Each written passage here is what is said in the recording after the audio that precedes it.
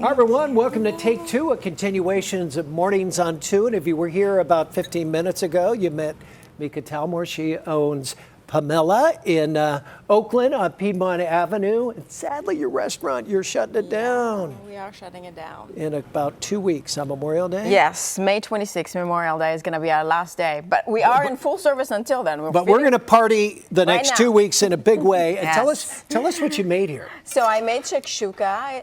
This dish is coming from North Africa. It means all mixed up. These are eggs that are poached in some sort of vegetable sauce. We made a tomato sauce here with some eggplant and peppers. We have our own spice blend that we use for it. And you sell this And at we Pamela, sell right? the spice blend, so everyone that's going to miss us can buy the spice blend. We also sell the actual sauce all ready to go, and it's in our freezer section. And we have, look at this, we have this beautiful fresh pita. Your pita is to die for. Where do you get the inspiration for your recipes and your dishes? Thank you. So I grew up with a lot of this food, but also I like to go back and research, like, not how it was made 10 years ago, but how it was made like 100 years ago. I like really, there's actually the ancient cookbooks from the Middle East, from the Arab world. There's cookbooks that have been, it's before print, so people had to copy it. So there's collections out there of like this recipe or that recipe. Delicious. Thank you. So I like to go back and like see where the ingredients originate from and how they traveled. Obviously, tomatoes and peppers are New World, so that's kind of it took a while until they got to North Africa because, the whole history of how things travel around the world. So how dishes change, how cuisine changes, how, everyone shifts and migrates and including the fruits and vegetables. People bring stuff with them everywhere they go. Food is such an essential thing that makes you feel at home. So everywhere people go, they bring the thing that they're used to, and that's how you start melting all these different cuisines. People figure out what things go well, what new things go well with the old classics, and what they know from home. You could probably throw a little chicken in there too, right? Oh, If you wanted to play it up, because Yes. that's the base for nothing but goodness, right? Exactly. And if you don't eat animal proteins, pop some tofu or tempeh or seitan in here. And you have a vegan dish that's full of flavor, very satisfying, and has protein, has everything. Tell us about your journey, your culinary journey. Well, I grew up in Israel, and I went to culinary school in Israel, and I started working in the industry there. I ended up here in the San Francisco Bay Area because back in the day there was the it was the California Culinary Academy. Remember back in the day? Oh, yeah. And I wanted to specialize in bacon and pastry, and that's how I ended up here, and here I am. And then I worked in fine dine, but I also started to cater because I like money. So will your catering business still be around, or is it everything? Well, so right now everything is shutting down because I have to give back the space, and I'm not going to have a kitchen. I'm not going to have where to work from. I'm not sure what the future brings, but this is my industry. This is my world. Like, food is what I do, so I'll have to find something. Well, there's a restaurant out there that needs a little help. Yeah, or a restaurant group. She's ready. I think you're onto something. I think Franklin's onto something. I think she I should might be on take the you cooking home. channel. You're very entertaining to watch. Well, and you're great at welcome to what you come do. in here anytime you Yes. want. I'll just cook for you. There you go. There you go. So the next 2 weeks will be just embracing your community there in Oakland and feeding everybody. It's a celebration more than anything. Everyone is coming to say goodbye. We're trying to make it more happy than sad. Yeah. We're trying to, we have a lot of regular customers, so we're trying to, say goodbye to each and every one of them. And you have a lot of employees, and every one of them's staying, right? Yeah, so I asked all the employees to stay with us until the very last minute, and they've all agreed.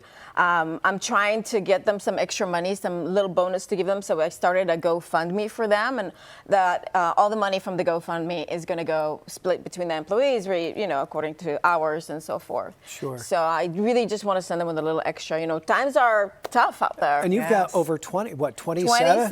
27 employees. Yes. Well, that's testament to not only your restaurant, but to you, that they're sticking and staying until the bitter end, right? I keep saying, despite of me. No. they're with us, and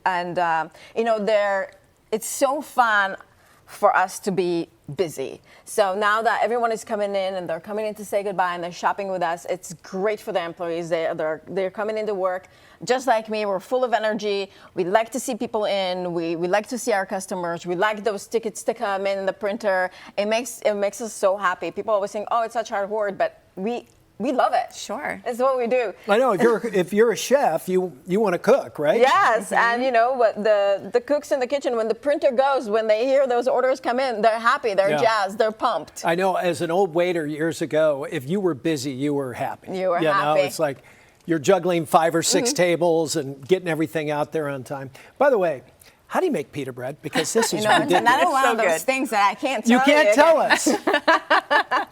Well, our pita bread is made with a combination of bread flour and whole wheat flour. I wanted to, again, I always kind of go back to where things started and, you know, trying to not use so much refined flour. By the way, everything here is organic and everything that we use is organic because I come from a farming family and I think that spraying people is a terrible thing. Yeah, especially nowadays. Yeah, it's just delicious. So this bread is made out of a combination of flours. So it's got that chew from the high protein flour, and it's got that color and that nutty flavor because we use some whole wheat flour. So, and was this made like last night or yesterday? We have a baker that comes and bakes overnight. Oh my gosh. And we have a special pita oven. It's like a tunnel. You put the pita on one side and then it comes out. It poofs and it comes out. We talked about it on air earlier, but Pamela, what does that stand for? It's a fruit, the pomelo fruit. Some people, it's called often pomelo, but that's too masculine. I wanted the Hebrew name, which is more feminine, pomela. It's a giant grapefruit-like fruit. It's shaped a little bit different, like a grapefruit is more like a donut. Okay. This is Yes, more like a pear. We used to have a pomelo tree in Oh, our my backyard. grandma used to have a pomelo tree. Yeah, and we weren't sure, we had never seen it before, so when we moved in, what are these massive grapefruits, like projectiles if you throw them, but then we found out it's a pomelo. Do you use pomelo in some of your recipes? We do when it's in season. So it's in season in winter. Usually we start getting them around December, and we'll have a season from like December, sometimes even November, December, January. If we're lucky, a little bit into February, and we make a pomelo salad. So we open up the segments, and it's a lot of work. We clean out all the fruit, and we put the segments, and it's kind of like a slaw. It's got cabbage, it's got pickled carrots, and and then we mix that up with arugula, and we make a dressing that's not vegan, which is very different for us because most of our food is, and it's got a little bit of fish sauce, so we go a little there. It's got fish sauce and lime leaf, and so it's got a little bit of a twist, and then we get these most amazing peanuts. I'm not kidding you, the best peanuts you've ever had. They're kettle roasted. They're coming from Oregon, and they're organic, of course, and we put that on all the of salad. these high quality ingredients you're mentioning are expensive. They're all incredibly Is that expensive. part of what? Yes. Makes it- I mean, makes when it you go hard? to the store right now, I mean, you check out and you're like, what? I didn't get anything. One bag for $100. Right? Yeah, I didn't even get seriously. anything. So we're experiencing the same thing. And I keep trying to make pomelo be very casual and everyday and affordable for our customers. And I can no longer do that. I can no longer play that balance. Well, we know how much work you put into it. Yes. And we're thinking And of you. love. We're going to come Thank in and say, you. tell us where Pamela is. If people want to come the last couple of weeks. So Pamela is on Piedmont Avenue. We're at 3770 Piedmont Avenue. It's closer to West MacArthur. It's that big wood building. The entrance is from the parking lot. We have a huge pink sign that says Pamela. All right. Yes. That's us. We wish you all the best. We'll Thank give you you a so hug. much. Absolutely. Thank you. We'll Thank have you back. Thank You can be our Thank you. KTVU Mornings on 2 chef. Yes, that's Yes. going to be my next job. That's your new job. Yes, We love be you. perfect. Okay. We're well fed thanks to Pamela and Mika. Delicious. Once again, if you do have time, go down there and say farewell to a great restaurant and caterer on Piedmont Avenue in Oakland. We're going to talk about the Pope here for a little bit because we've got a new Pope. A couple of days ago, happens to be American-born, spent a lot of time in Peru, and you spoke to the pastor at USF. I think they were even shocked that an American was elected to be lot Pope. of people seem I mean, stunned. maybe the world. This is the Stunning. third week we had Father Donald Godfrey. He's a chaplain and an instructor at University of San Francisco. And this is the third time we've had him on to talk about this whole process. And he said he was like very pleased, but also surprised Right. that the Cardinals elected Pope Leo XIV, because he is American born, and usually the tradition and the long-standing belief is that you can't have too much of a concentration of political and economic power in the U.S. and also have an American as the leader of this global religious organization. But one of the things the father pointed out is that Pope Leo, he spent the last 40 years of his life in Peru, and he has Right. Peruvian citizenship. So I read somewhere that some of the Cardinals also refer to him as the Latin Yankee. So he was, and that he was the least American of many of the American candidates. So he's kind of seen as this balancing those two worlds, the Right. American influence and also the Latin American influence of the Catholic Church. Interesting, back-to-back popes that have Latin American ties. You know? Yeah, well, it But is Pope where Francis. most of the world's Well, the Catholics live. are, I Yeah. would think, yeah, of all the countries down there. It's just been kind of fascinating because, I mean, in my lifetime, Pope John Paul was Pope the second for, 30 plus 30 years? years, yeah. And then Pope Benedict and Pope Francis and so on. So it just how they go from one pope to the next, and the mourning, then the celebration. And I think we were all shocked. We were in the newsroom, and I think one of the producers, "We've got white smoke, we got white smoke." So of course everyone's, what's going to happen? About an hour and I think 6 minutes later, out pops Robert, Rob or Bob, and his brothers. One lives in Florida, the other is in Illinois, outside of Chicago, and they were just precious. You know, well, I don't know if we can have Bob over for dinner anymore. We can't go to a White Sox game, and how your life changes overnight when you become the Pope. And one of the other points that Father Godfrey pointed out, he thinks that Pope Leo will be very much in the tradition of Pope Francis, which was another big question. Right. Is the Catholic Church going to pick a reformer or someone with, I guess, a more, what you'd consider progressive liberal ideology or philosophy, or are they going to go with someone who's a more traditional conservative candidate?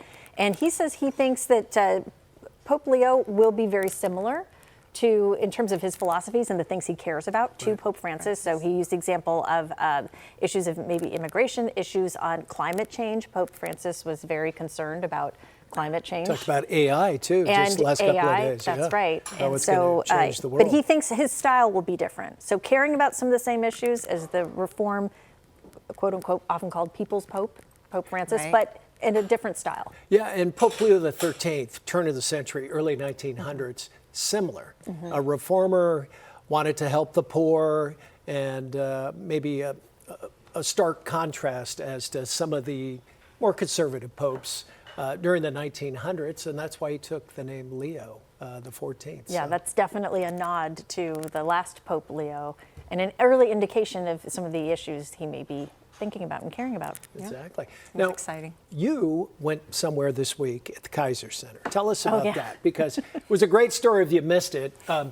She appeared through well, you tell us. Do we have video of it even? I hope we do. Switching gears here entirely from the Pope to Bubbles. So there is a pop-up museum type experience that opened yesterday at the Henry J. Kaiser Center, which is the old historic building. It's, I think, a 110-year-old building on the south end of Lake Merritt. It's been empty for many years, kind of fallen into disrepair. But earlier this year, a nonprofit group called the HJK nonprofit, or HJK Center for the Arts, excuse me, that's what it's called. A nonprofit formed with the objective of trying to bring more events to that building. And the first major one is this Bubble Planet immersive experience. And you walk Or through. submersive, you might Yeah, say. you could call it submersive, true. Yeah, one of the highlights, I guess, which is where I did the interview, was in this lap pool size ball pit. And it has these, tennis ball sized thin plastic balls, but you just kind of sink into it. And it's this one of many multi-sensory experiences when you go through. Yeah. Now, our producer, Alicia, found out about this, and she said, we're starting a podcast on parenting families. It's going to be called Tips on Two. And so she thought this might be a great place to start, with an idea for what families can do. Oh, yeah. And when I went in, I was thinking it was more for little kids.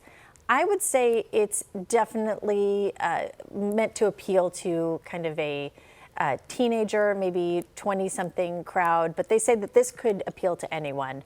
There's some virtual reality bubbles that people can sit in. Well, I like how you wow. opened it because you were knee deep in the bubbles. There's the bubble pit. In the bubble pit, and then you introduced your guest, the executive producer or director of this, and he just kind of Pops out of the appeared through the bubbles coming up.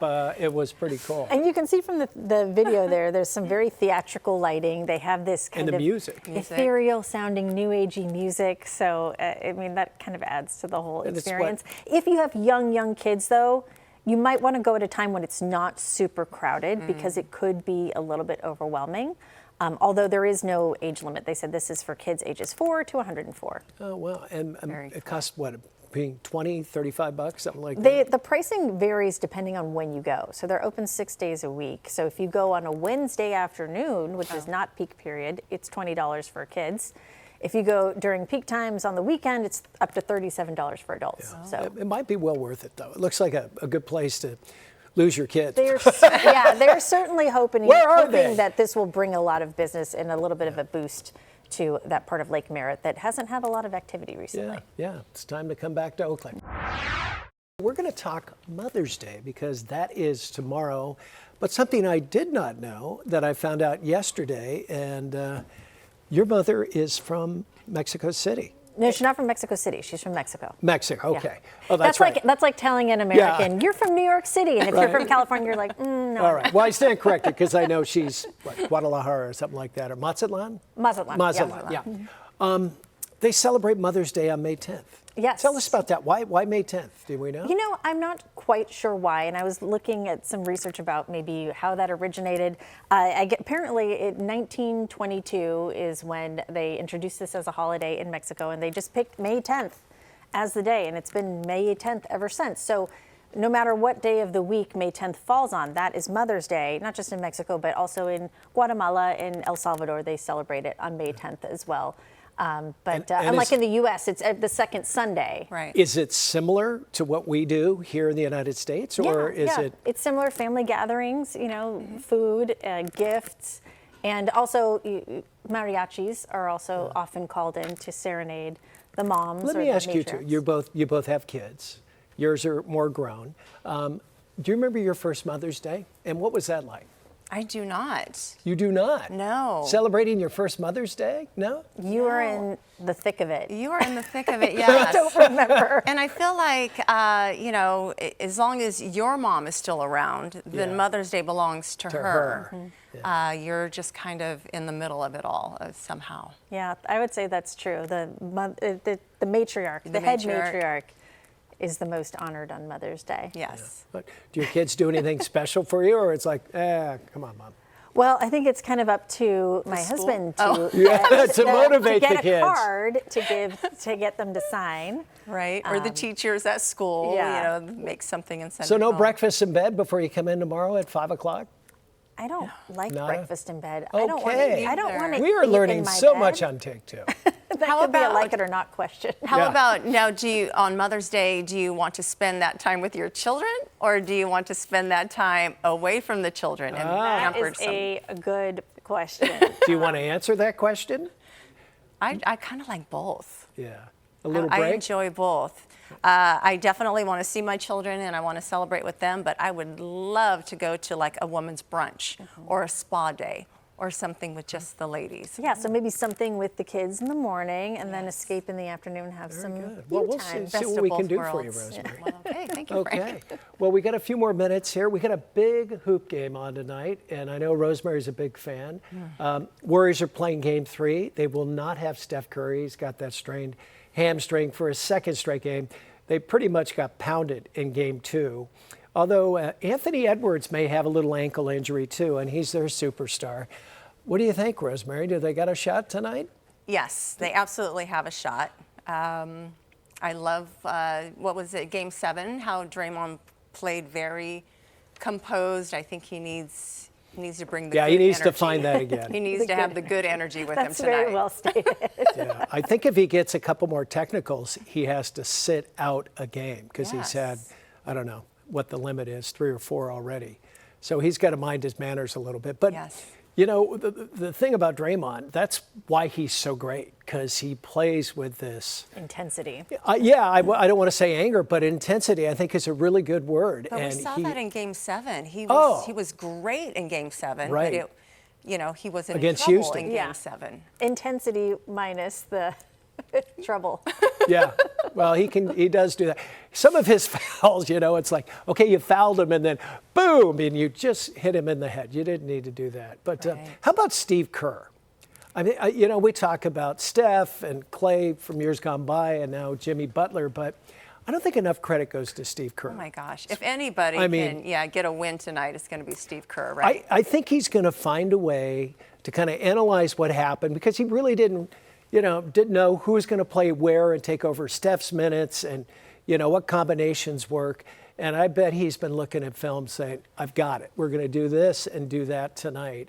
And then Minnesota's going to have to figure it out, because they basically played game 1 without Steph. He played 13 minutes, scored 13 points, was out a minute into the second quarter. So they won that game, you know, 3 quarters without Steph. So. Right. And plus, the Warriors have been down this road before. So again, that speaks to that level of experience giving them an advantage. So they'll have to lean into that. Right. Are you watching?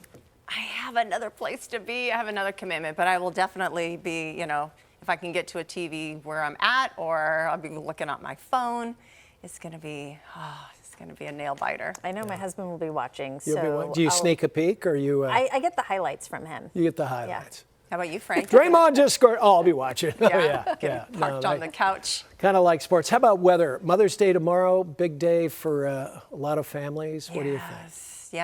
Yes. If you're going to be outdoors, changes are coming. Tomorrow is not going to be like today or yesterday. We are talking about 50s at the coast and low 70s inland. So that summer-like weather, it's taking a hike for now. We may even get a little bit of snow in the Sierra No, next really, week. snow in the Sierra still. Huh? It's showers for us on Monday. How much on Monday? For us, a quarter inch or less, depending on where it hits. We could have a thunderstorm pop up Monday, Tuesday timeframe. And the Sierra could get, 2 to 4 inches, above 6,000 feet. Wow. So Well, it's not over yet. Well, some of the resorts are Good still spring open. storm. Yeah. Well, Palisades, I think, is the Palisades, only yeah. one that's still collecting Palisades tickets. and Mammoth are the ones And that are Mammoth still too. open. Yeah. But that's I always like forget about different Mammoth. climate. And you're a Right. big advocate for Mammoth, right? Yeah, we love Mammoth Mountain. We go there like once a year. It's a little farther to drive, but Worth it. It's worth it. They have great snow, great elevation, and something for everyone.